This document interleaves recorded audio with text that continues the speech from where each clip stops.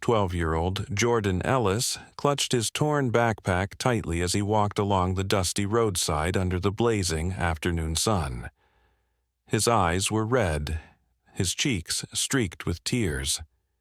He had searched every corner of the path he'd taken from school, retraced his steps over and over, but the money, his school fees, was gone. He had hidden it deep in his front pocket that morning, but somewhere between school and home it must have fallen out. His heart pounded in fear, not just from the loss, but from what awaited him at home.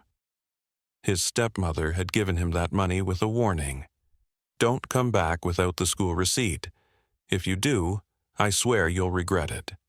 And your father, he'll be out on the street with you." Jordan wiped his nose on his sleeve, trying to steady his breathing, but it was no use.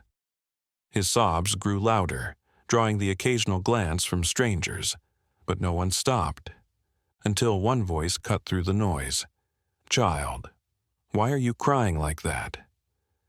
Jordan looked up. A woman sat beside a tiny roadside stall under a faded green umbrella. Her stand was modest.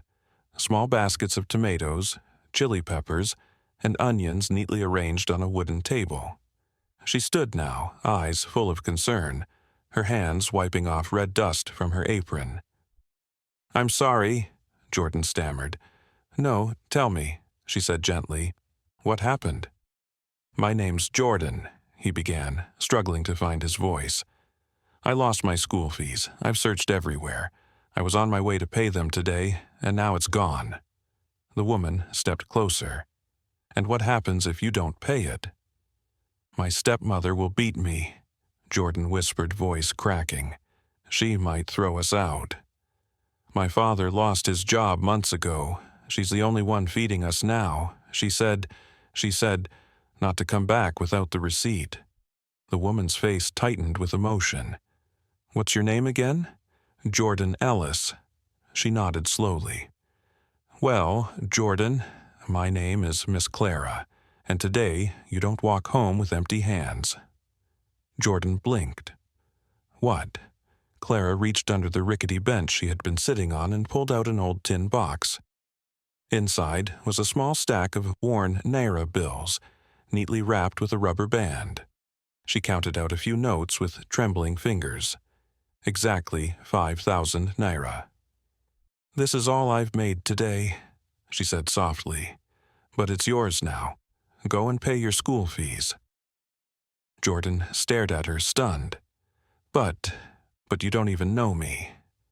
"I don't need to," she said with a weak smile. "I know what it feels like to need help and have no one. Just promise me one thing. Study hard. Don't follow the wrong crowd. And when life turns around for you, because it will, don't forget my name." "I won't," Jordan said, wiping his face. "I promise I'll make you proud." She placed her hand gently on his head and whispered a short prayer. As Jordan turned to run toward school before the gates closed, he looked back once, his voice barely above a whisper. "God bless you, Miss Clara." At home that evening, Jordan handed his father the receipt. His father looked relieved, but Jordan felt a lump in his throat. "Dad," he said softly, "I need to tell you something." When he told his father about losing the money, about Miss Clara and what she did, the man sat down slowly and covered his face with his hands.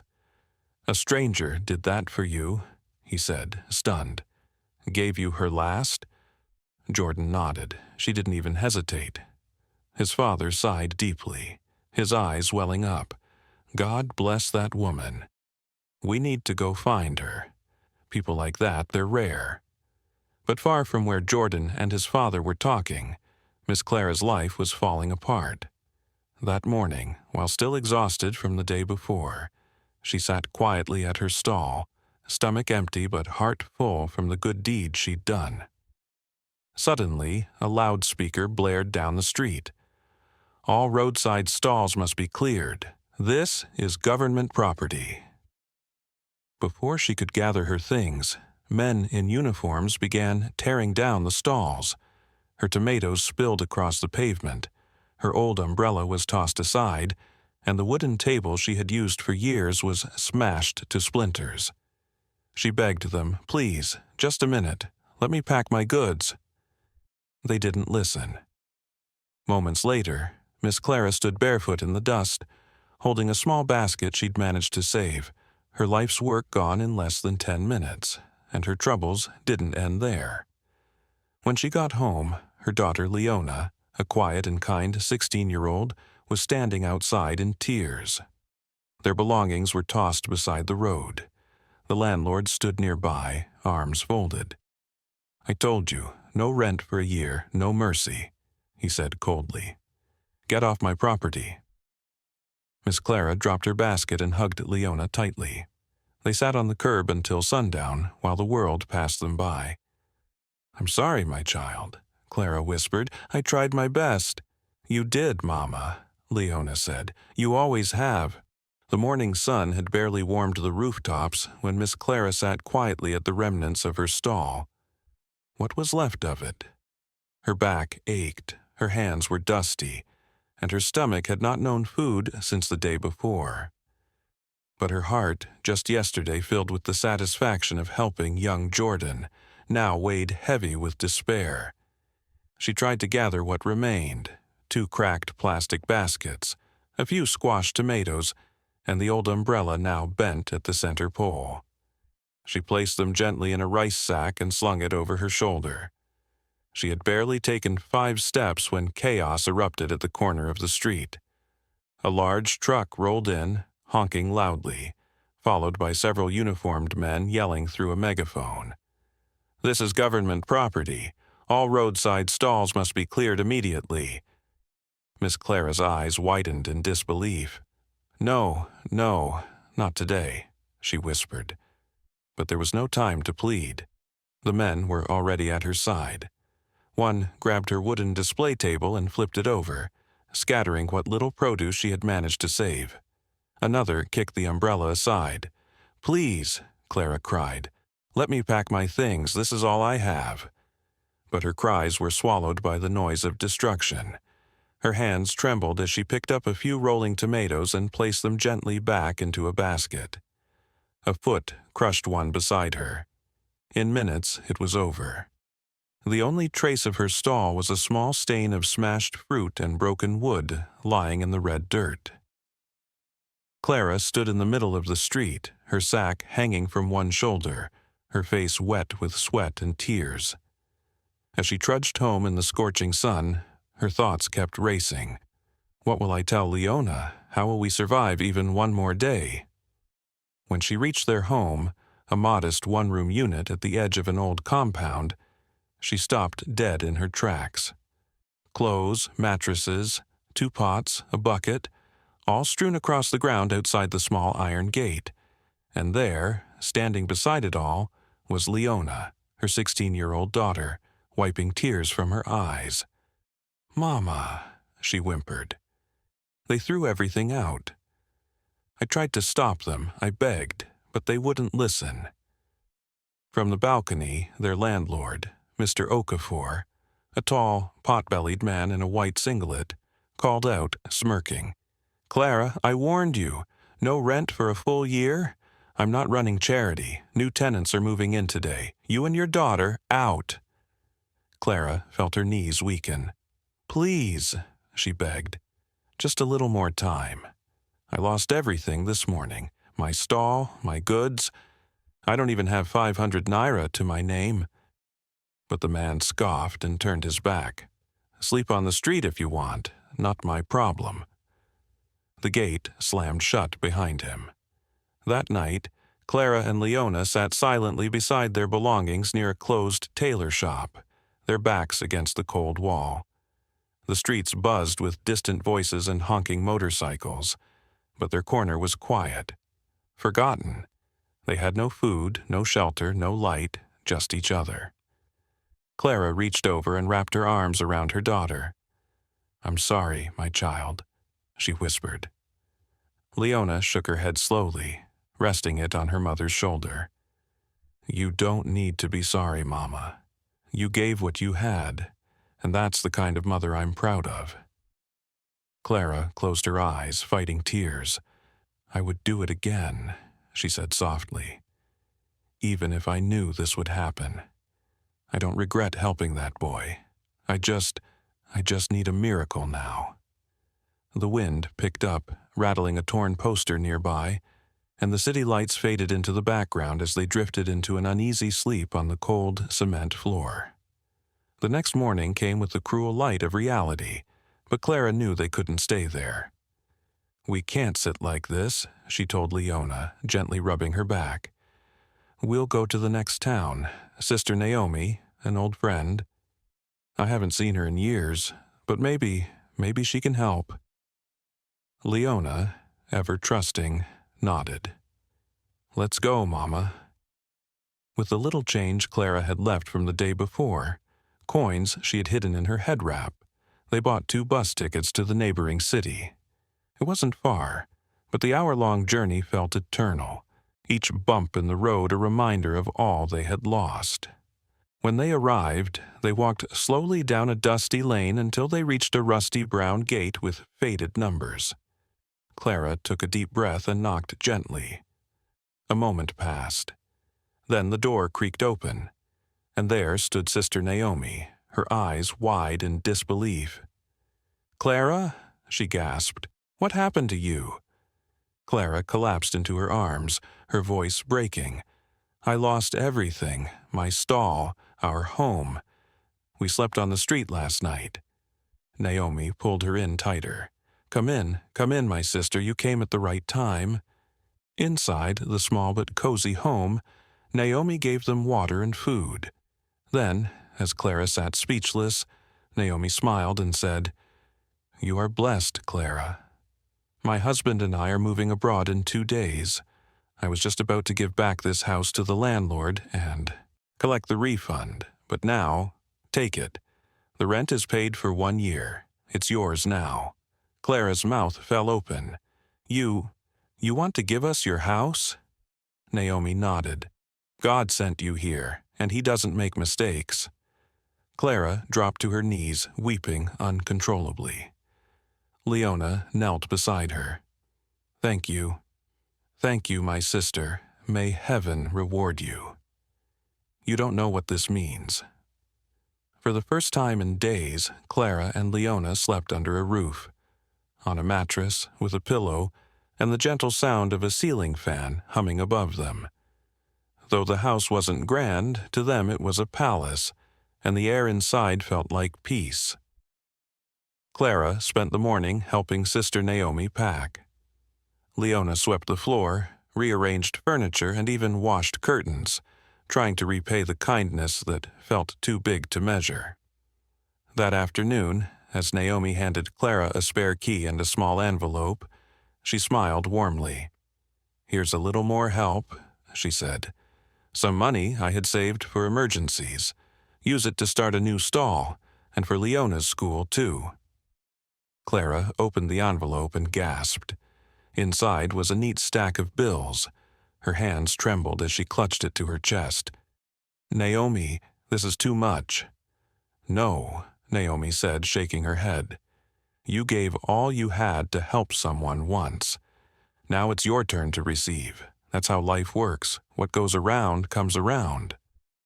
Clara dropped to her knees again, tears falling freely. Leona knelt beside her, wrapping her arms around her mother. "Mama, maybe our story really is changing," she whispered. Meanwhile, miles away in the same city, Jordan's father sat quietly on a wooden bench outside a small neighborhood store. Next to him, Jordan picked nervously at a loose thread on his backpack. They had just returned from searching for Miss Clara. Her stall was gone. No one knew where she went. The entire stretch of roadside had been cleared, and all they found was broken wood and scattered baskets. "This is where she sat," Jordan said softly. "Right here." His father looked around with heavy eyes. "She saved you, and we didn't even get to say thank you." They walked home slowly. dreading the confrontation waiting for them, Jordan's stepmother. Sure enough, as they entered the compound, she was already at the door, hands on hips. "Where have you two been all morning?" she barked. Jordan's father tried to explain. "We went to look for the woman who helped Jordan. She gave him her last money so he could pay school fees." But the woman burst out laughing. "What a fairy tale. So that's your excuse? You left me to go chase some tomato seller?" Her voice grew louder. "You're probably cheating on me with that woman. Like father, like son." Before they could respond, she went inside and began throwing out their clothes. "Get out, both of you. I'm done feeding useless people." Bags, shirts, and shoes flew onto the porch. Jordan stood frozen, tears stinging his eyes. His father didn't say a word. He quietly picked up their belongings and walked away, his son beside him.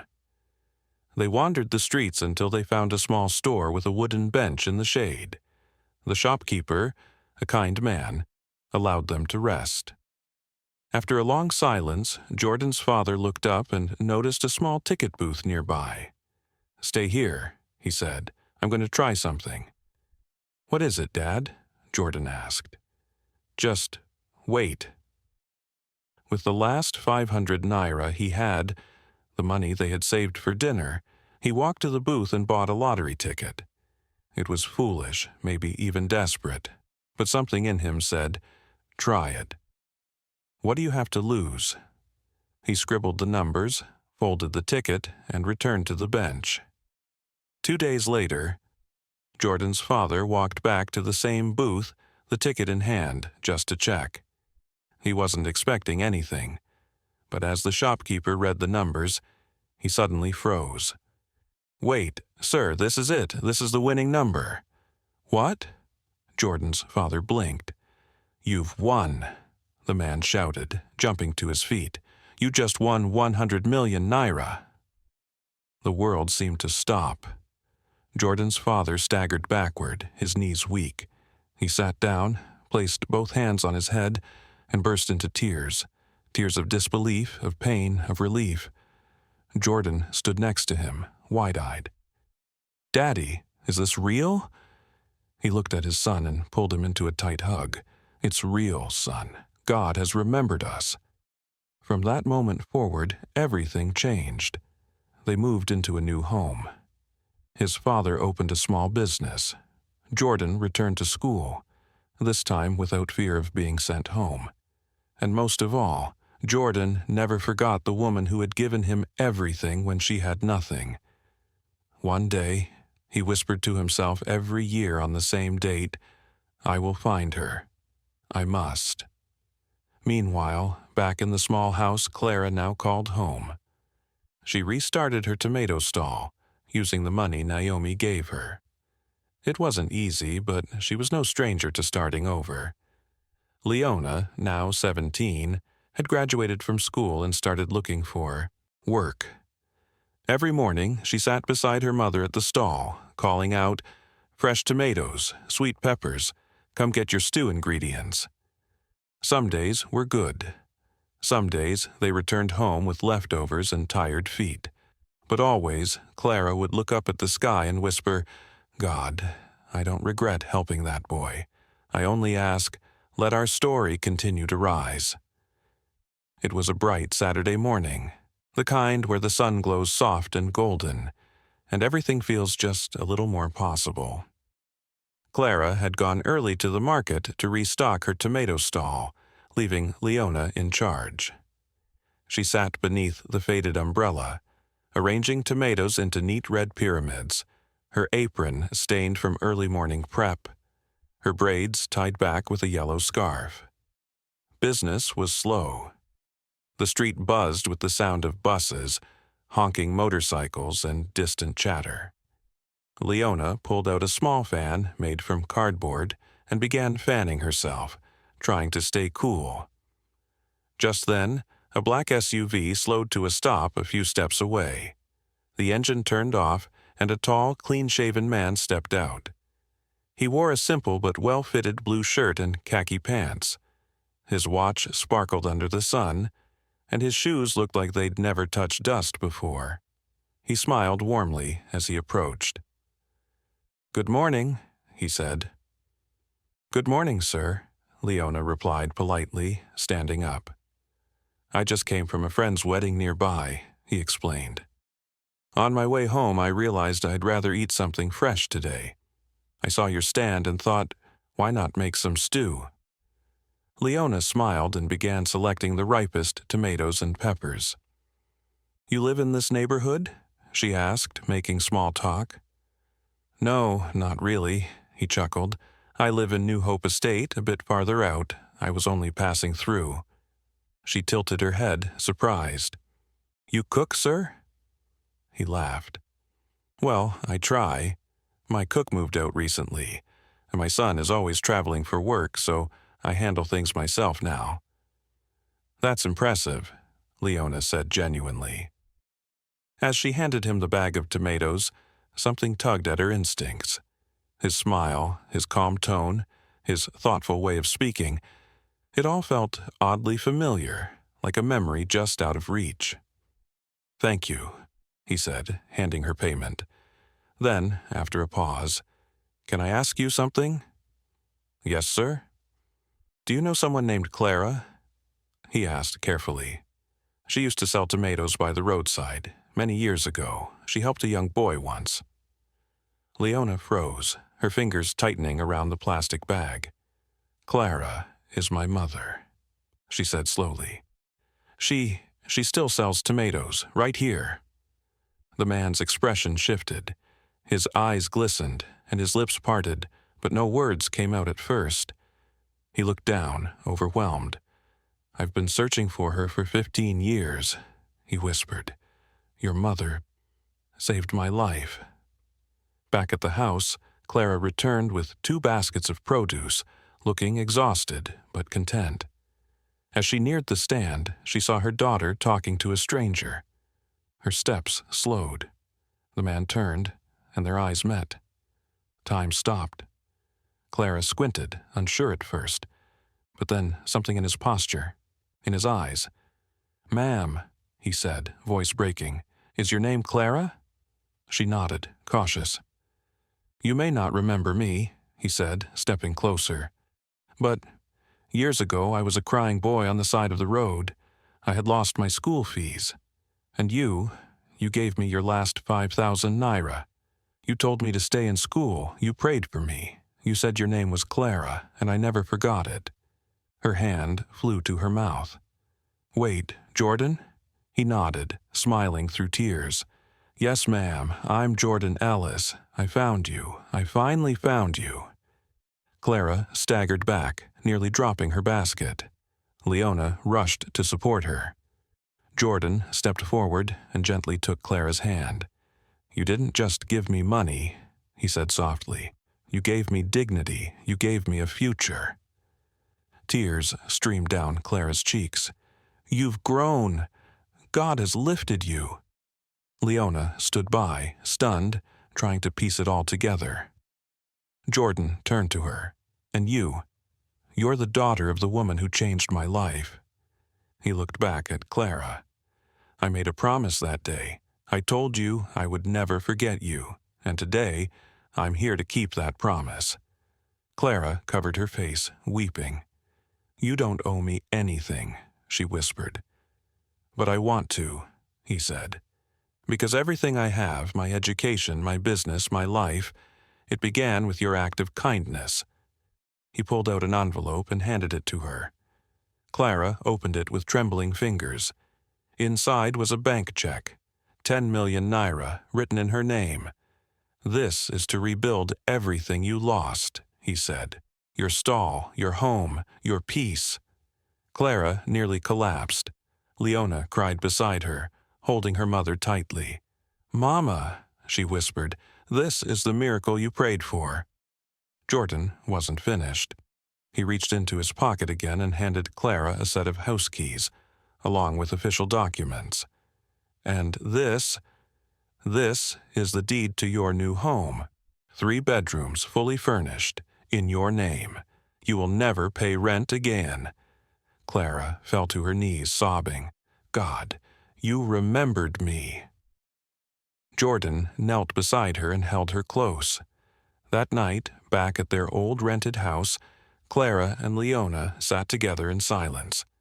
Their old life was over, and a new one had just begun. "Mama," Leona said softly, "you helped a little boy once, and now he's given us everything."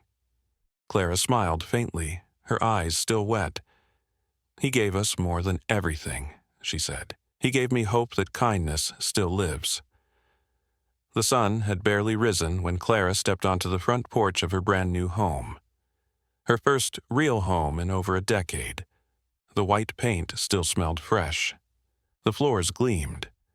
There were 3 bedrooms, a proper kitchen, a bathroom with running water, and soft curtains that fluttered gently in the morning breeze.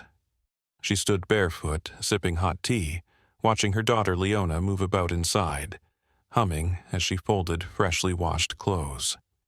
Clara smiled to herself. God didn't forget us. Later that morning, Jordan stopped by again, not in a suit or with documents, but simply in a t-shirt and jeans holding a brown paper bag. "Good morning, Mama Clara," he greeted, bowing playfully.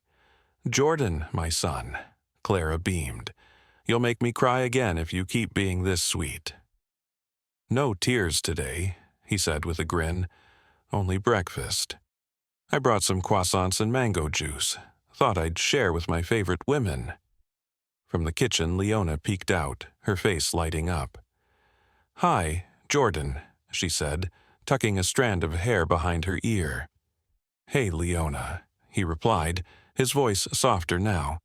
They sat around the small round table in the new dining room, the 3 of them laughing between bites of flaky bread and sweet fruit. Jordan listened as Clara told old stories, of when Leona was a toddler, of the time their umbrella flew off in a storm and rolled down a hill like a wild animal, of the neighbor's goat that always stole their tomatoes. Leona laughed freely.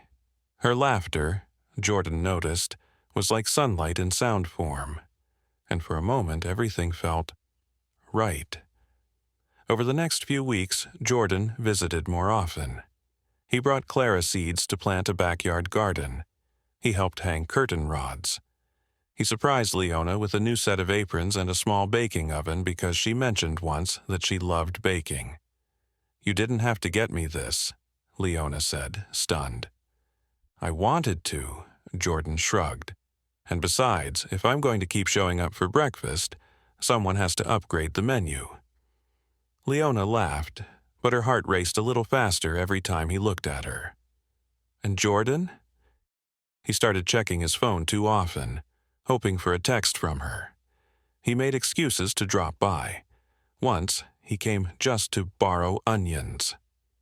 "Borrow onions?" Clara teased. "Boy, you bought us a house. You think I believe you came here for onions?" Jordan just laughed, rubbing the back of his neck. "Okay, maybe I just missed your cooking." One Saturday evening, after a quiet dinner, Jordan and Leona sat together on the front steps.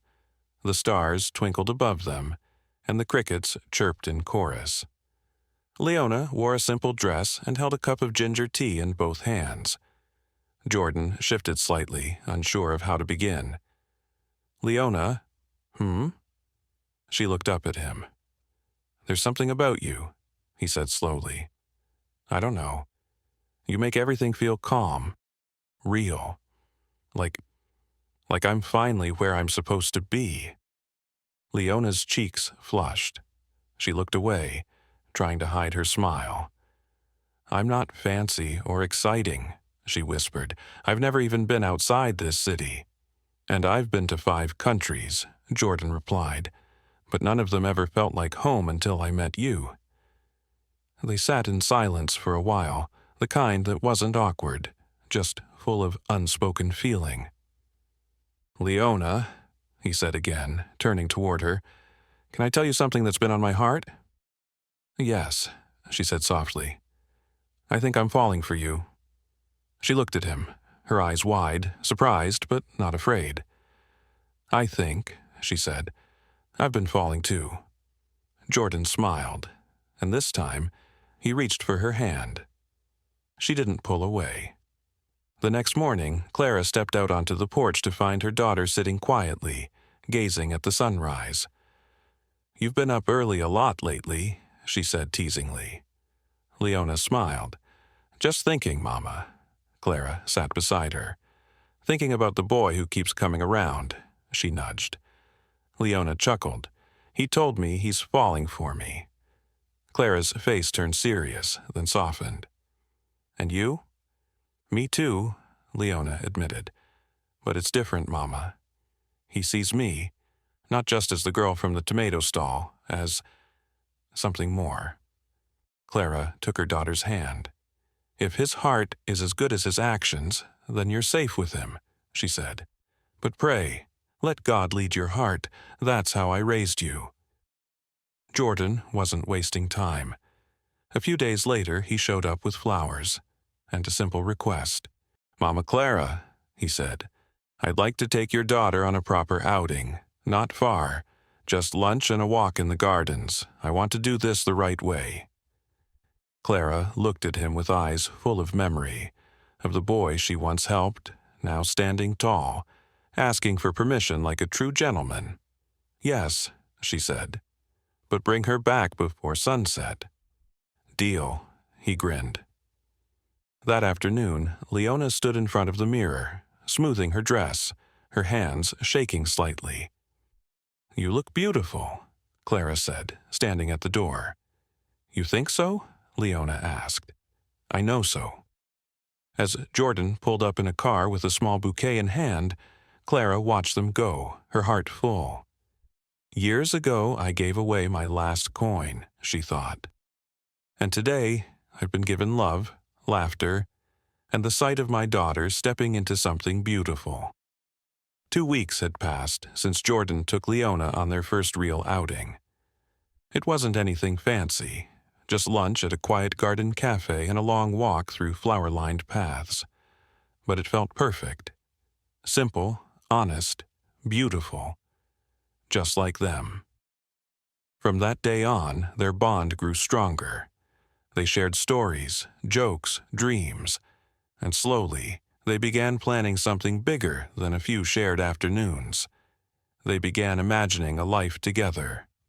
One breezy Sunday morning, Jordan paced nervously inside a jewelry store. The shop assistant smiled patiently. "Are you sure you don't want something more flashy?" the man asked. "No," Jordan replied. "She's not that type of girl. Simple, elegant, meaningful, that's Leona." He chose a modest, yet stunning gold ring, with a delicate sapphire at the center, the same shade as Leona's favorite headscarf.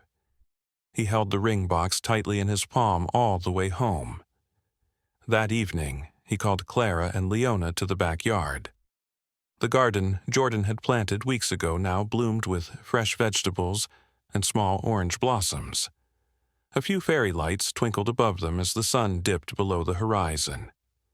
Leona stepped out in a pale blue dress. Clara sat on a bench, her hands resting calmly in her lap. Jordan stood under the lights, a little pale, heart racing. "I have something to say," he began, facing both women who had changed his life.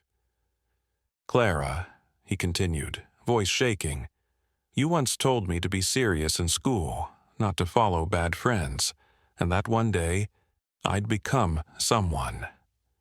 Clara blinked, her lips trembling. "You were right," he said, turning to Leona. "And now, everything I am, everything I've become, has led me to you."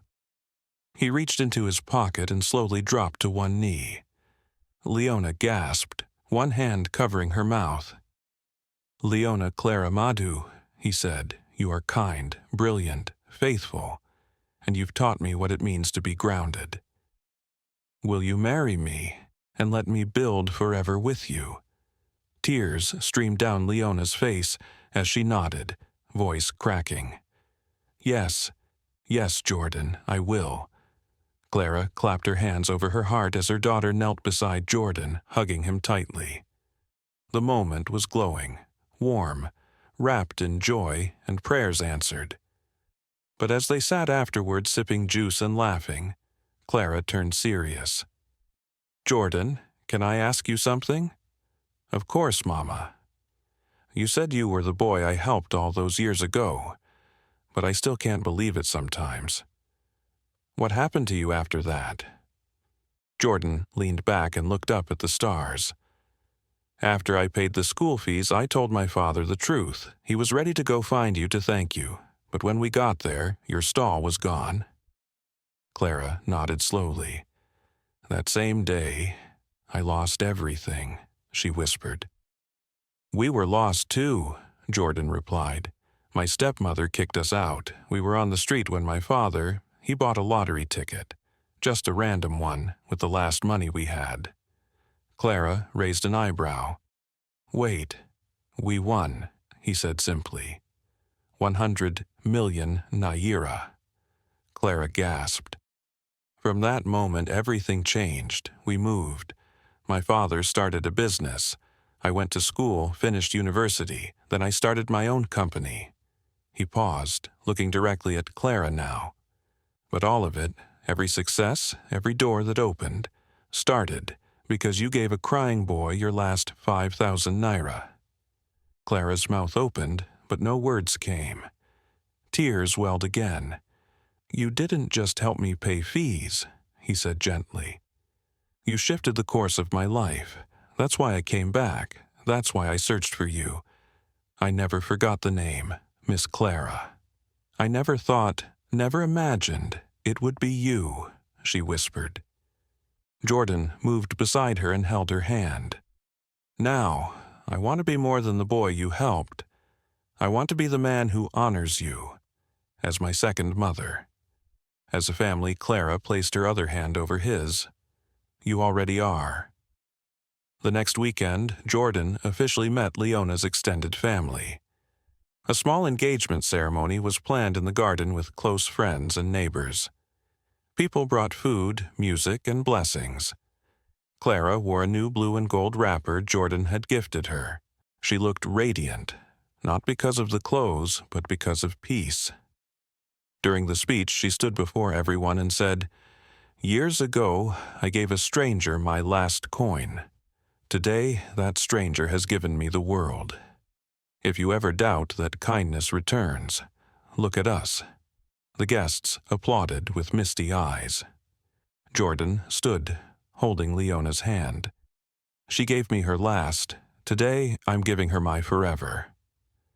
The sky over the New Hope Garden estate was dressed in hues of soft gold and lilac as guests began to arrive, their outfits bright, their hearts lighter than the wind that danced through the trees. At the center of the open garden stood a white wooden arch wrapped in fresh jasmine, roses, and baby's breath. Beneath it, a simple sign read, "Love, Destiny, and Gratitude." This was no ordinary wedding. This was a celebration of a journey, one that began on the dusty roadside between a crying boy and a woman with nothing to give but everything in her heart. Jordan stood under the arch, his dark navy suit tailored to perfection. Yet his eyes searched for one thing, Leona. He smiled as he saw her emerge from behind the flowering trellis, her white dress flowing like morning mist, delicate lace tracing her collarbone, her curls pinned with silver beads. But what took his breath away wasn't the dress. It was her smile, the same soft, calm joy that had captured his heart. Behind her walked Clara, wearing a radiant emerald wrapper and matching gill, her face glowing with pride and gratitude. The crowd of close family, friends, and well-wishers stood in silence, many wiping tears, as Leona joined Jordan beneath the arch. The ceremony was short but powerful. "Jordan Ellis," the officiant said, "do you take Leona Clara Madu to be your wife?" "With all that I am," Jordan replied, "yes." "Leona, do you take Jordan to be your husband?" "With all my heart," she whispered. "I do." They exchanged vows, rings, and promises, not just for each other, but for the family they now formed together. When they kissed, the crowd erupted in joyful applause. Clara, standing in the front row, wept openly, not from sorrow, but from a fulfillment so complete it could only be written by heaven. At the reception, guests danced beneath string lights and paper lanterns. Tables were filled with bowls of jollof rice, fried chicken, puff puffs, and bottles of malt and soda.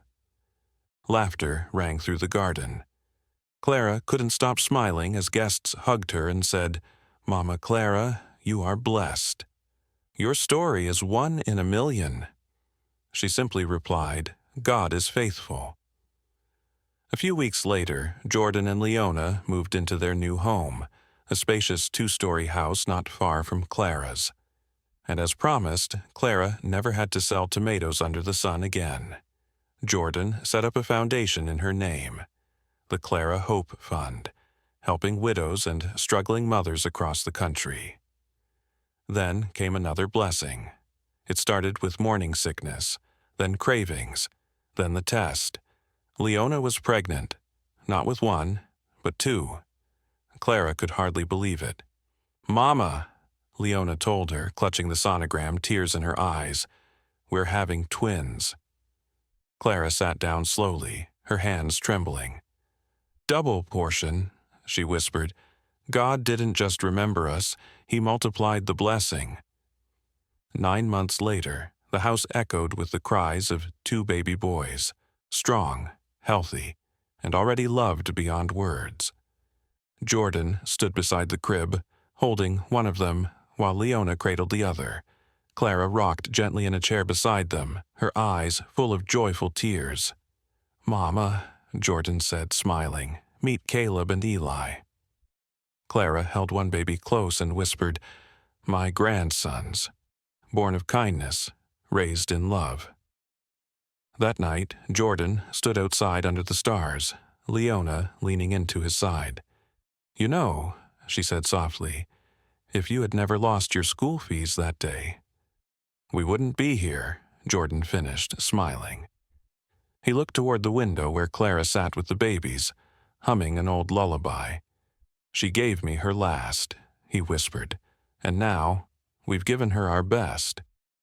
Sometimes the most powerful moments in life come from the simplest acts of kindness.